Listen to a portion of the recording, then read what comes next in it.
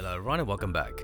Come Deliverance is a deep and complex game that has many systems that are not trivial to master, but are very rewarding when you do master the subtleties. That keeps veterans coming back to the game, but it's also true that those subtleties can be difficult for newcomers to grasp. Most skills can't be failed. You can't fail to pick herbs. You can't fail to ride a horse. You can fail manual skills like sharpening weapons at the grinding wheel, or you can fail at making a potion, but the consequences of that failure are not permanent. You just do it again. Even fist fighting contests don't lead to permanent failure. You just get up, heal if you have to, and have another go. Combat is a different matter though. Failure is permanent and you just can't play through it and recover. So if you're not good at combat, it can be an especially frustrating system. It doesn't help that running away from enemies involves attributes like vitality and agility, and early on many enemies are able to run you down and kill you. It also doesn't help that the majority of games train players to expect to be able to beat any enemies they meet. A bunch of peasants isn't going to bother with Geralt the Witcher, but Henry better be ready to run. Henry will perform better once his attributes have been trained up. But just as importantly, you the player also need to train yourself to understand the combat system before you can fight well. In order to help people better understand the basics of the combat system, in this video I'll walk through the initial training you get with Captain Bernard and provide some veteran tips and clarifications that hopefully will make it easier for people to understand the basics of the system. This will be followed up with a more advanced video, covering how the basics we discussed today can be put together to defeat enemies. Keep moving. Never stand still when your life depends on it. The system works with lock-ons. You lock onto an individual enemy and movement is in relation to that enemy. When you move left and right, it rotates you around the enemy. If both you and the enemy rotate around each other in the same direction, you'll circle each other. But otherwise, the pair of you will move together in the same direction. This doesn't matter versus one enemy, but when there's other enemies, you need to move to avoid letting them surround you. You can also move back and forth. Enemies will try and maintain a certain distance from you, so if you move away from them, they'll advance towards you. If you move away from them, they'll retreat away from you. Different weapons have different reach in this game, so if you're using a mace, which is the shortest weapon, versus a longsword, which is the longest weapon, then you need to be mindful of this distance. One of the most important things to learn in this section is how to manually break lock. Make sure to note the key or button for that. If you want to grapple someone, don't just move towards them. Use their tendency to maintain a consistent distance against them, and the fact that there's a slight delay in their reaction to move them where you want to. The best way to initiate grapples is to move slightly backwards, then forwards. This will get enemies moving towards you, then as you move forward, it will initiate a grapple. Do the opposite if you want to get away from enemies. For example, if you want to turn around and flee, then move slightly forwards and then backwards before turning around. Right, good. Now try attacking. The key here is to make sure you understand how to attack from every direction. Practice if you need to, but make sure that every direction is comfortable. Otherwise, you might find yourself struggling with feints or combinations. The two slashes from below can be tricky, because it's very easy to accidentally do side attacks instead. Using a mostly downward direction with a small sideways component is most likely to succeed. Different attack directions also have different reaches and attack speeds. Overhead strikes have the longest reach, while stabs have the quickest execution, but are more likely to be blocked or master struck. These are all factors that need to be taken into consideration when attacking in different situations. By default, your weapon will end up on the opposite side of the enemy after a swing. So if you swing from the lower left, the next attack will by default be from the right. For mouse users, you also don't have to move back to a center position either, just drag it slightly in the new direction. It's also possible to press and hold the attack button. This pulls back the weapon but does not release it. This press and hold is what you do when feinting, and you can cancel it with the use button, E by default on the keyboard, before releasing the attack button. If you cancel before releasing it, it does not deplete any stamina. Try to attack from the side the opponent will find harder to block in time. A key principle is that you should aim to keep enemies off balance.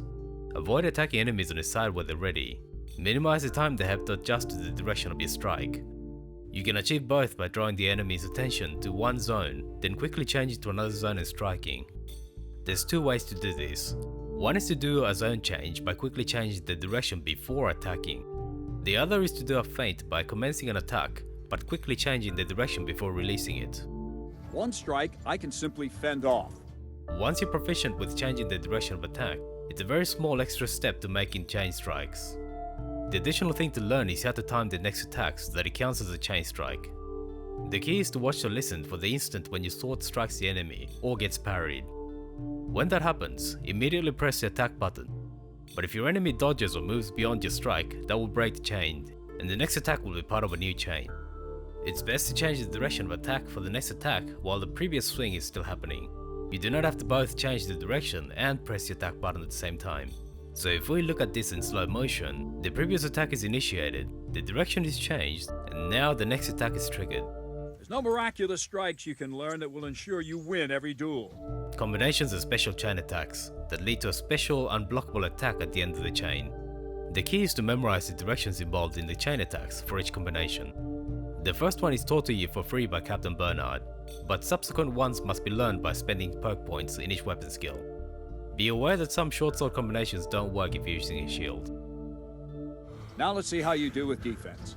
Dodges accomplish the same goal of avoiding damage as blocking does, but unlike what you might expect, dodges don't give you any noticeable advantage when attacking after a dodge, so don't expect to be able to dodge and get a free hit on enemies.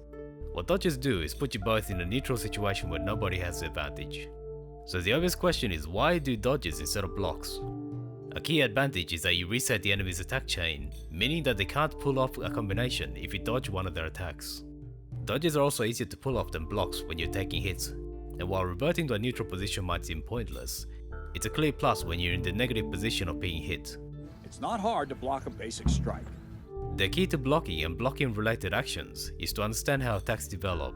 Attacks involve three phases: drawing the weapon back, reaching an apex, and swinging it. I mentioned the apex as a distinct phase because the timing window for blocking attacks is directly based around the apex. The better your defense skill, the bigger the timing window is for a successful block. You also don't need to hold the block button through the block animation. If the timing on the initial button press is successful, then the block will be successful.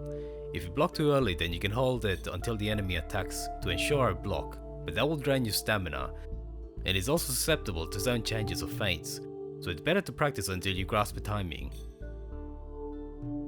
Perfect blocks are blocks that don't drain stamina. The timing for a perfect block is just after the apex of the enemy's swing. So the enemy pulls back, reaches the apex, and then you block. Perfect blocks also allow you to counterattack. You can counterattack even after a normal block, but a counter after a perfect block can only be blocked with another perfect block. So it's very likely to hit.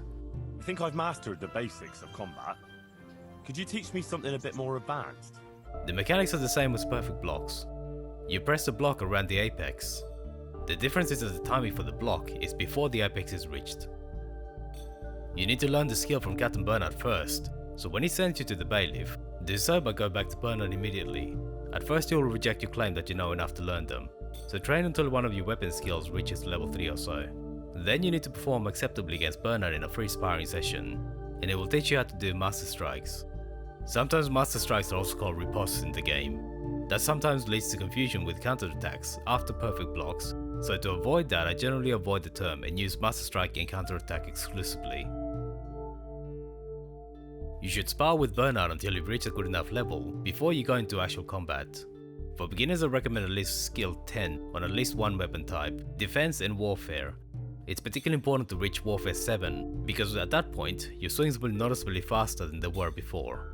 Make sure you also have a grasp of the reach of the various weapons and strikes. Basically, if you can do well versus Captain Bernard in free sparring, then you're good enough to set off and hold your own against enemies in the wide world. But beware, because no matter how good you are, multiple enemies can still take you down. Well now, that wasn't too bad. Maybe we'll make a soldier of you after all. But don't get cocky. You have to train hard and persistently. You might have talent, but talent alone won't do. Practice. Thanks for watching all the way to the end. Let me know what you thought about it in the comments. Feel free to leave a like, subscribe and hit the bell button to be notified when new videos come out. See you soon.